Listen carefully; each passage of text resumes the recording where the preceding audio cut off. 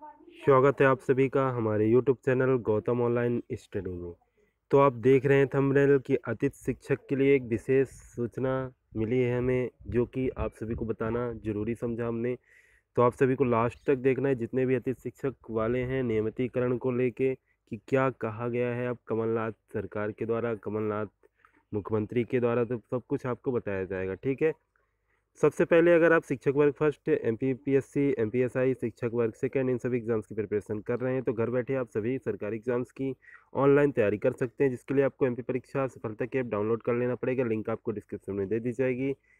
Test series purchase करते समय coupon code use करें GAUJPEB50, जिसमें आपको 50% का डिस्काउंट दिया जाएगा। ठीक है।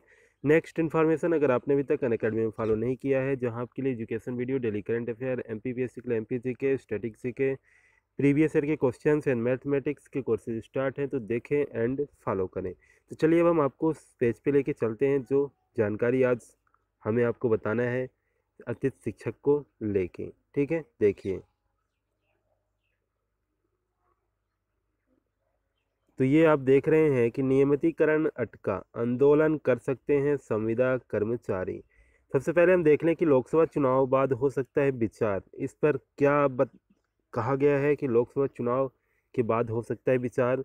तो विधानसभा चुनाव से पहले कांग्रेस ने संविदा कर्मचारी के नियमितीकरण का वादा किया था, लेकिन सत्ता में आने के बाद कांग्रेस फिलहाल यह वादा पूरा करने की स्थिति में नहीं है। अब संविदा कर्मचारियों के नियमितीकरण पर भी बजट सत्र में चर्चा होना है। हालांकि लोकसभा चुनाव से पहले संविदा कर्मियों का नियमितीकरण होना संभव नहीं है। संभवतः लोकसभा चुनाव के बाद नियमितीकरण पर काम होगा। तो अब देखिए, अब आपको क्या देखने को मिल रहा है कि लोकसभा चुनाव के बाद नियमितीकरण पर काम होगा। तो आप देख रहे हैं कि क्या क्या आपको सुनने को मिल रहा है। ठीक है।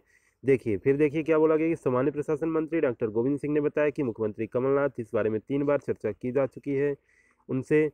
अब ये मामला बजट सत्र में भी रखा जाएगा, इस पर चर्चा के बाद ही फैसला किया जाएगा। उन्होंने ये भी कहा कि हाल ही में होने वाली बजट सत्र में इस मामले को रखा जाना था, लेकिन हो सकता है लोकसभा चुनाव के बाद इस मसले पर चर्चा की जाए। अब संविदा कर्मचारी संघ अपनी मांगों के लिए मंत्रियों से मिल रहे हैं और चुनाव से पहले किए गए वादे को याद दिला रहे हैं। संविदा कर्मचारी संघ के अध्यक्ष रमेश राठौर ने कहा कि कांग्रेस नेताओं ने वादा किया है कि जिन कर्मचारियों को फर्जी और झूठे आरोप के आधार पर हटा दिया गया था, उन्हें बिना किसी सवाल के वापस ले लिया जाएगा, और साथ ही जिन कर्मचारियों के मुकदमे कोर्ट से लंबित हैं, उन्हें उनसे केस वापस लेने के लिए कहा जाएगा और सेवाओं में वापस लिया जाएगा। तो ये सभी आपके वादे थे नियमितीकरण को लेके, अतिथि शिक्षक के, संविदा कर्मचारी के। ठीक है।